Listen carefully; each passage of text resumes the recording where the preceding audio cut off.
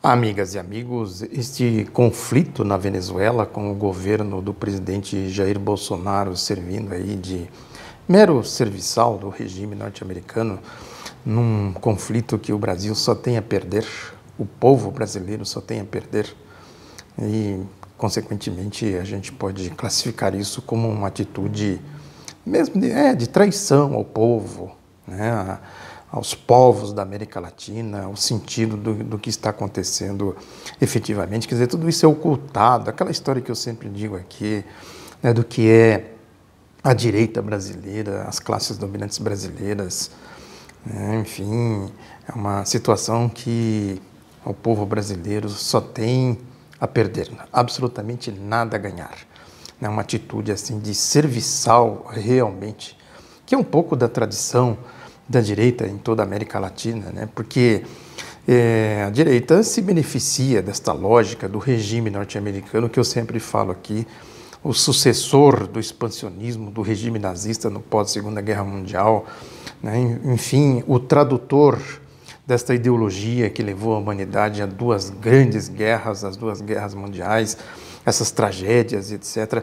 O regime dos morticínios, né? Dos genocídios, das guerras aí cruéis, covardes, como foi a guerra do Vietnã, a guerra da Coreia, né, os regimes militares implantados aqui na América Latina, tudo isso tem um fundamento, quer dizer, tem aqui uma propagação desta ideologia de que nos Estados Unidos tudo é belo, maravilhoso, tem a democracia, a prosperidade, não sei o quê, né, mas não se conhecem a fundo a história, a engrenagem que move esse regime, o sentido desse regime e o que ele representa na história, o que ele representa para a humanidade, o perigo que é esse regime, um império belicoso, armado até os dentes, sem escrúpulo. É um regime mesmo, né, com um sentido expansionista. É impossível a gente olhar para a história do regime norte-americano e não ver criminosos de guerra, né? Agora, por exemplo, essa experiência do Donald Trump, né? O Trump não é um mero sujeito, como diz o povo, né? Que bebe sim e vou vivendo. Não, ele parece meio embriagado, sei lá o quê, né? Ele certamente representa muito mais do que a simples aparência do que a gente vê. Tem os conflitos internos e tudo mais, mas ele sem dúvida alguma, do aparato, do sistema. Ele é um típico produto do Partido Republicano, que é esse partido mais ligado ao capital financeiro. O democrata também, né? Mas o Partido Republicano é mais identificado com a ideologia da direita mais radical, mais extrema, mais extremada, né? Então, o Trump é um mero representante de tudo isso, né?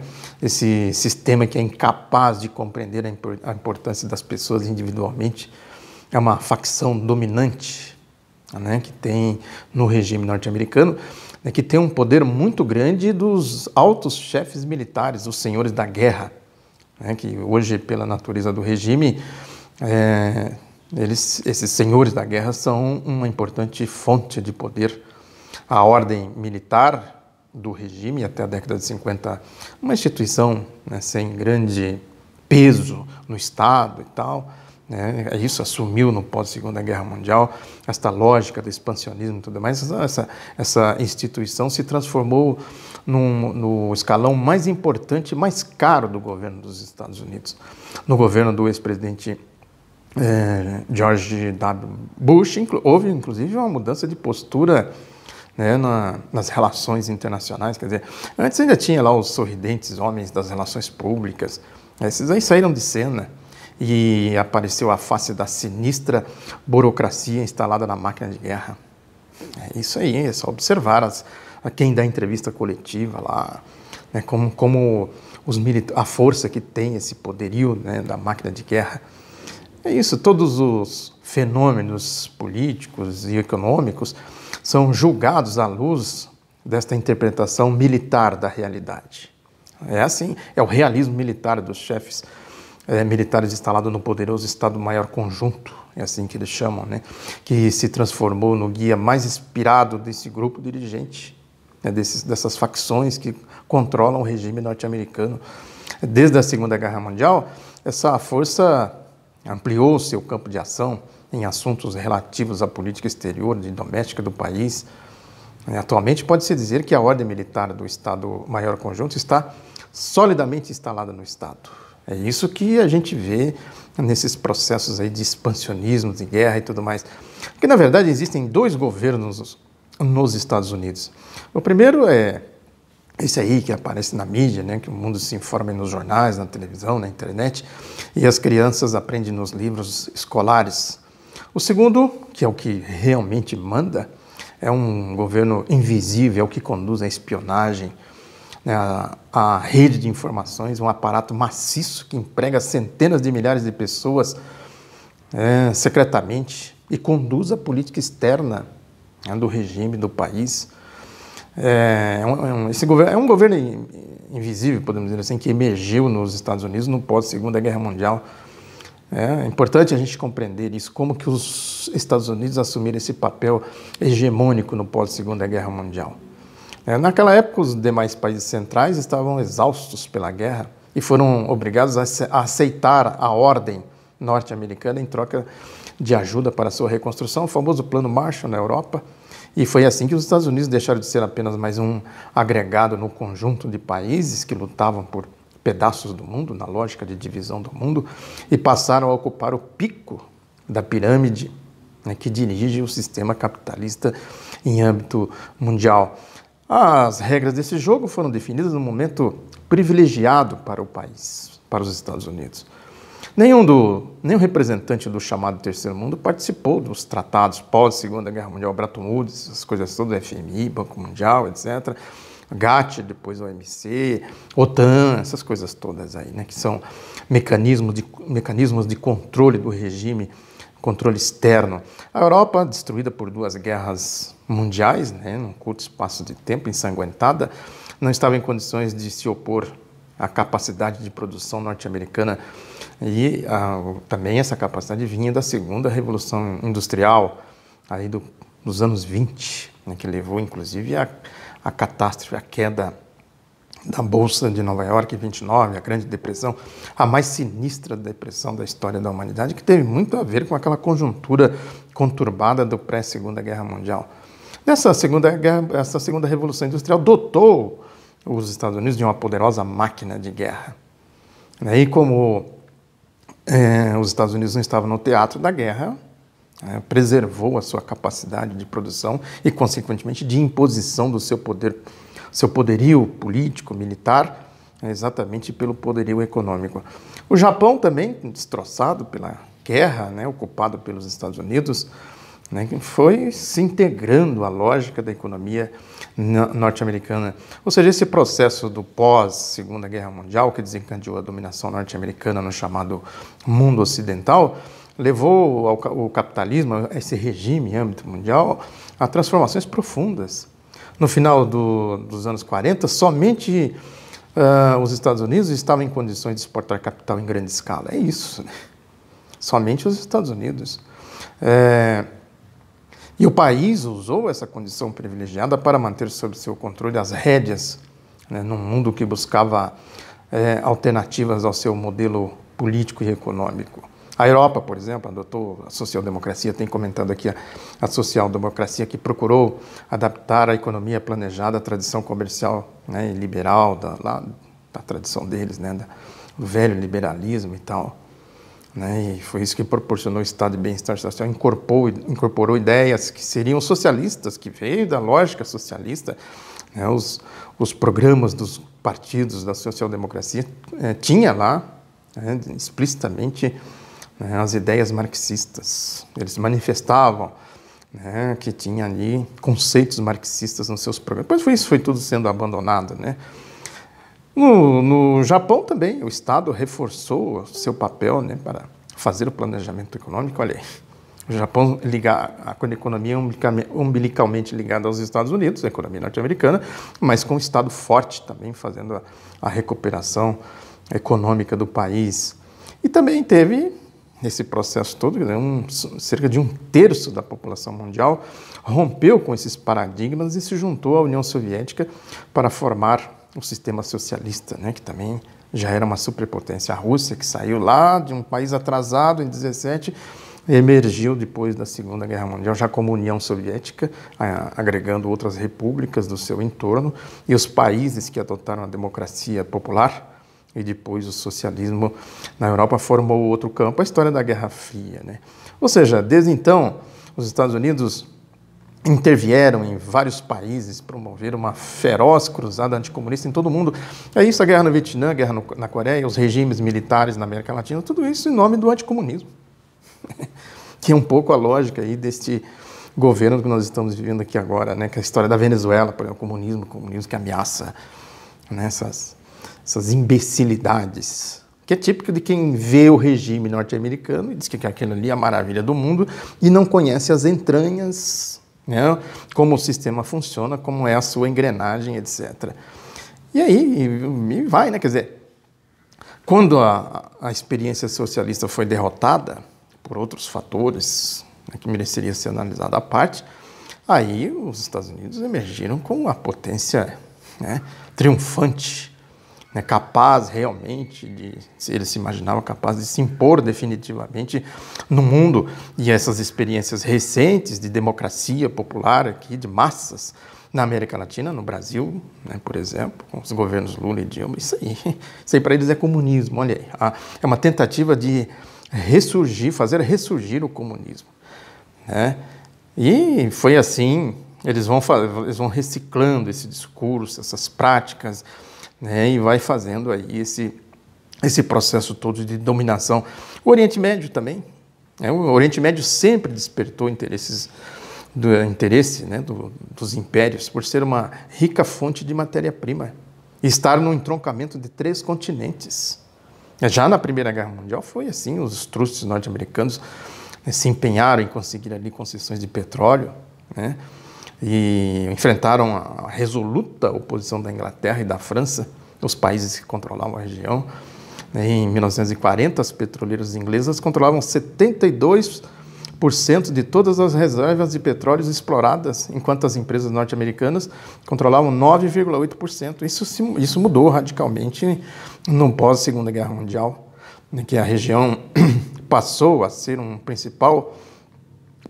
dos principais pontos de prioridade da política externa norte-americana, exatamente por ser essa fonte de recursos naturais, né, de petróleo, e por estar nas proximidades da Rússia e da China. Tem isso também, né, que a Rússia e a China, que são potências ali naquela região, né, os Estados Unidos têm interesse em cercar aquilo lá, né, impedir. Na Venezuela tem muito disso. Tem muito disso nesse conflito na Venezuela. Logo após a Segunda Guerra Mundial, os Estados Unidos iniciaram uma série de tratados, pactos, fez acordo com a Inglaterra e com a França e alguns países da região, né, e criou ali, evidentemente, uma situação de conflito, né, o Estado de Israel, por exemplo, né, que desde a sua criação agiu como uma força de choque da política norte-americana lá no Oriente Médio. Aqui tem um dado aqui do Instituto Internacional de Estocolmo de Estudos para a Paz. Diz aqui que nos 5 anos transcorridos depois da Guerra de Outubro de 73 entre Israel e seus vizinhos árabes, os países pró-Estados Unidos do Oriente Médio receberam 70% de todas as armas norte-americanas exportadas para os países do chamado Terceiro Mundo. Aí depois teve também a revolta no Irã, né, a revolução que derrocou o regime dos Estados Unidos no Irã, né, e desencadeou ali uma série de ações também anti-imperialistas, anti-Estados Unidos, enfim, a natureza dos conflitos que a gente vê lá hoje. Agora, na América Latina, a lógica é a mesma. A política norte-americana sempre foi expansionista e agressiva com a América Latina. Isso é importante a gente saber e entender. A própria Constituição dos Estados Unidos, como nação, ela tem uma contradição. Ela foi proclamada no dia 4 de julho de 76, o famoso 4 de julho, quando o povo norte-americano aprovou a Declaração da Independência e a política exterior, né, da nação, né, a pátria que nascia, enfim, As premissas do expansionismo continental norte-americano foram criadas com as guerras contra a população indígena. É isso. E as reivindicações dos latifundiários do sul do país de ampliar o território, avançando pelas fronteiras dos seus vizinhos. Tem aqui um dado do William Foster, estudioso da história política do continente americano, que ele diz que o próprio nome do país, Estados Unidos da América, né, expressa suas pretensões pan-americanas. Né?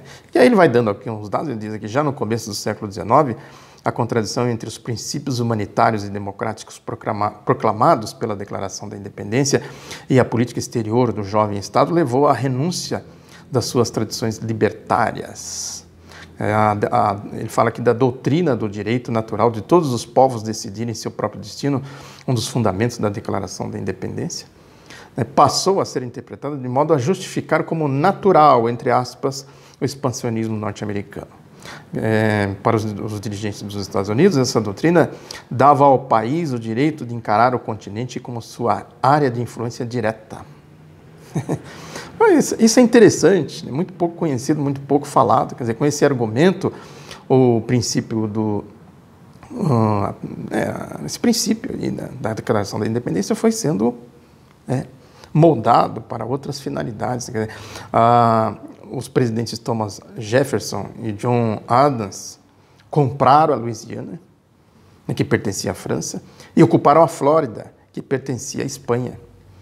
Aí tem aqui um dado que depois do dia 2 de dezembro de 1823, com a mensagem do presidente James Monroe ao Congresso, foi proclamada a famosa doutrina Monroe, né, que expressa, né, sem ambiguidades, as pretensões norte-americanas, a hegemonia em todo o hemisfério ocidental.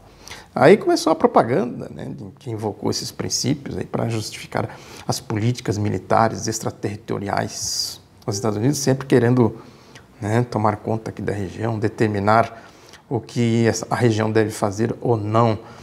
E aí criaram seu sistema de mídia e tal, né, essas coisas, todos os aparelhos ideológicos que eu falo aqui, né, essas ideias que eles são os porta-vozes das tradições liberais, da democracia, essa pregação, né, a manipulação, isso que a gente vê aqui, que eu falo aqui sempre, manipulação política e ideológica, tem muito a ver com isso, né, com os aparelhos ideológicos, o controle ideológico, que o resto do mundo é inculto e eles são os democratas, o regime democrático, a maior democracia do mundo, da história.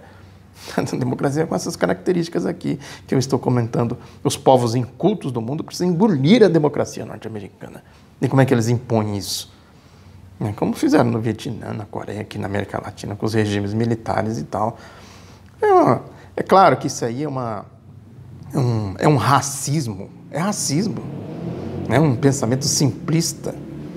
Agora, ele é proclamado aí como direito natural, que o destino manifesto que eles falam, também tem isso, né, que é uma teoria que surgiu e difundiu nos Estados Unidos na metade do século XIX, segundo o qual os norte-americanos nasceram para ser o melhor povo do mundo. É claro que isso tem muito da influência religiosa.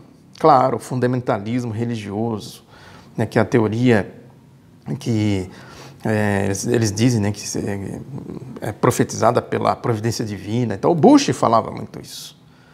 Né, ele levava ao pé da letra. Ele fazia questão de dizer isso. Aquela frase, como é que é? We trust, em Deus nós confiamos, que está impressa nas notas do dólar. E o Bush, nas suas reuniões ministeriais, ele começava com oração e frases bíblicas.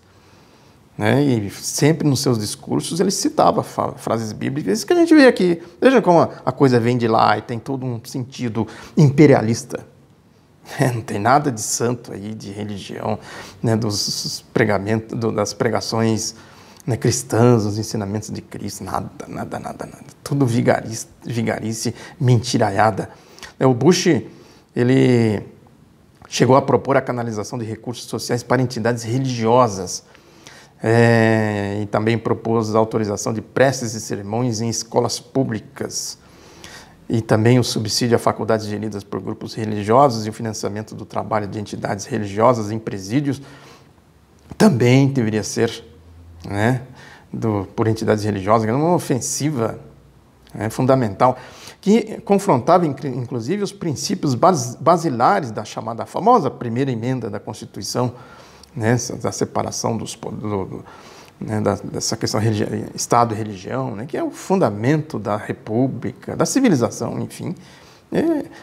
Para ele, né, tudo isso deveria ficar refém da fé, essa fé aí difusa, né, que se propaga por aí, né, que é isso, né, é o famoso tomar o nome de Deus em vão. É lógico que por trás de tudo isso, né, da doutrina Monroe, do Destino Manifesto e tudo mais, estão aí os poderes, que isso mobiliza a energia do país, né, para conquistas de territórios por todos os meios, como a gente viu aqui no Brasil, com a marcha golpista e tal, né, um golpe contra Dilma, a eleição da extrema-direita agora com Jair Bolsonaro em 2018, né, o poderio de tudo isso, né, dessa manipulação toda, né, é isso. E com esta pregação de que a democracia, que é o desenvolvimento, que não sei mais o que é a civilização, né, é um ataque primário à esquerda, ao pensamento progressista, científico. A gente vê aí, ó, nesse governo, nessa pregação primária, primitiva, imbecil, a pregação imbecil de burrice, a pregação da burrice, né? Propõe, inclusive, ensinar os segredos da economia e tal. A Escola de Chicago, Paulo Guedes, reforma da Previdência, privataria, essas coisas todas aí. A direita brasileira aproveita tudo isso. Olha, nos Estados Unidos deu certo lá, ó, a nossa doutrina, vamos implantar ela aqui também. Aí vai os tontos e acreditam nisso, né? É isso, né? É o poderio aí dos monopólios da comunicação, né? Eles fazem essa propaganda aqui, né? Eles são representantes de lá, né? Fazendo essa propaganda aqui, mentindo descaradamente, cinicamente. A lógica, por exemplo, da Operação Lava Jato vem de lá, inclusive esse pacote aí, entre aspas, anticrime do Sérgio Moro. Isso é um absurdo, absurdo dos absurdos, copiando coisas de lá e tal, numa sociedade extremamente desigual, com uma classe dominante perversa, pervertida e tal, né? Então, somente aqui para aplicar vendendo isso aí, né? Lá são santos, onde vai lá, aquela turma lá vai tudo para o céu, os fundamentalistas, os crentes, entre aspas, né? Repito aqui sempre, né? Não estou falando aqui da religião, estou falando desses movimentos políticos em nome da religião, como é o caso da Operação Lava Jato, Bolsonaro, etc. Isso aí, da mídia, que traz para cá a doutrina econômica de lá, achando que isso aqui vai dar certo, né? E para isso eles vão criando os regimes políticos autoritários, ditatoriais e tal. Na história do Brasil isso está cheio. É isso aí. A questão da soberania dos povos, cabe ao povo venezuelano, se for o caso, né, reunir forças e derrocar o governo, se eles quisessem fazer isso. Como já fizeram tantos outros povos, inclusive o brasileiro. O pilar da democracia mundial é a soberania dos povos. E analisar o que o povo venezuelano fez. Não teve ali um processo de eleições e mais eleições. Nenhum país no mundo teve tantas eleições como teve na Venezuela. Olha aí. Se a questão é essa, de eleições e tal, né? E os embargos, a guerra midiática, a guerra econômica, está tudo dentro aí da doutrina Monroe, né? Do Destino Manifesto, essas coisas todas aí, né? Eles violam o direito internacional. Né? Foi assim aqui no Brasil, em 64, e outros golpes que eles deram aqui, né? E fundamentalmente, a ferramenta disso é a propaganda ideológica, a propaganda política. O Bush, por exemplo, a doutrina Bush, né, da guerra preventiva, o que ele falava quando ele invadiu o Iraque, principalmente? Que tinha lá as armas químicas, né, que tinha o terrorismo, que onde tivesse terrorista ele ia buscar, né, para prevenir ataques terroristas nos Estados Unidos. Quer dizer, em torno disso, criaram essa verdadeira barbaridade lá no Oriente Médio, de intervenção, de ocupação, de execução sumária, enfim, a barbárie. Para levar o quê? A democracia, os direitos humanos, levar a civilização deles, né? A barbárie deles e a civilização. É isso aí, né? Quer dizer, para a gente compreender o que está acontecendo na Venezuela, a gente tem que analisar isso, que o potencial energético, né? O Lenin, eu separei aqui uns trechos do livro famoso dele que ele fala, o Imperialismo, fala as fases superiores do capitalismo, né, que tem um capítulo que ele famoso, importantíssimo esse livro, tem um capítulo que ele deu o título de O Lugar do Imperialismo na História, que ele diz que o imperialismo é pela sua essência econômica, o capitalismo monopolista, ele pode ser aplicado inteiramente à atual situação. É essa guerra agora, né, que eles tentam mover lá contra a Venezuela.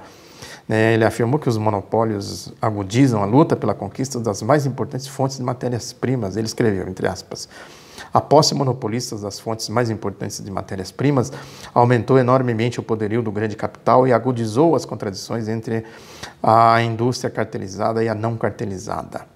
Mais na frente ele diz, aos numerosos velhos motivos da política colonial, o capital financeiro acrescentou a luta pelas fontes de matérias-primas, pela exportação de capitais, pelas esferas de influência, isto é, as esferas de transações lucrativas, de concessões de lucros monopolistas, etc., e, finalmente, pelo território econômico em geral.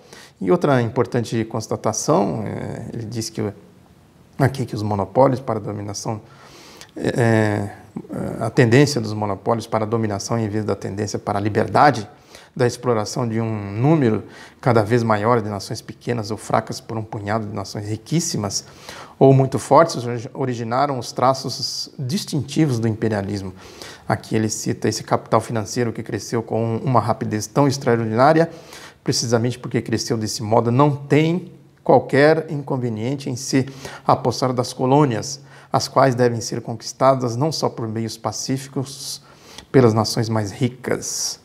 Mais na frente ele diz, a comparação, por exemplo, entre a burguesia republicana norte-americana e a burguesia monárquica japonesa ou alemã, mostra que as maiores diferenças políticas se atenuam ao máximo na época do imperialismo, e não porque essa diferença não seja importante em geral, mas porque em todos esses casos se trata de uma burguesia com traços definidos de parasitismo. E também ele diz aqui, quando uma grande empresa se transforma em gigante e organiza sistematicamente, apoiando-se num cálculo exato de uma grande massa de dados, o abastecimento de 2/3 ou 3/4 das matérias-primas necessárias a uma população de várias dezenas de milhões, quando se organiza sistematicamente o transporte dessas matérias-primas para os pontos de produção mais cômodos, que se encontram por vezes separados por centenas e milhares de quilômetros, quando a partir de um centro se dirige a transformação sucessiva do material em todas as suas diversas fases, até obter as numerosas espécies de produtos manufaturados, quando a distribuição desses produtos se efetua segundo um plano único a dezenas e centenas de milhões de consumidores, venda de petróleo na América e na Alemanha pelo truste de petróleo norte-americano, então percebe-se com evidência que nos encontramos perante uma socialização de produção e não perante um simples entrelaçamento, ou seja, se produz, né, em âmbito mundial e isso tudo é canalizado para os interesses das potências. No caso hoje, né, uma única potência, esse poder unipolar dos países aí, considerado, né, sob a órbita do regime norte-americano. Tem um livro interessante, eu estou sem meu arquivo aqui, mas o nome dele eu achei aqui na internet, chama A Ditadura dos Cartéis, que é do Kurt Rudolf Müller. Ele até dedicou um capítulo ao Iraque. Esse livro, né, é antigo, antes da guerra, né, da ocupação, né, genocida lá dos Estados Unidos no Iraque, né, que ele fala aqui das reservas do Iraque, ali no Oriente Médio, diz que o Iraque flutua sobre um mar de petróleo de 112 bilhões de barris comprovados e tal, né, e aí ele faz uma conta, né, que de acordo com a Agência Internacional de Energia, caso se mantenha o consumo médio das últimas décadas, as atuais reservas mundiais de petróleo devem exaurir-se em 75 anos. Os Estados Unidos, maior consumidor do mundo, né, fala aqui, faz as contas, que ele precisa desesperadamente de recursos, né? É isso. E, consequentemente, ele vai fazendo todo tipo de ações no sentido de garantir o seu abastecimento, né? O abastecimento de matérias-primas.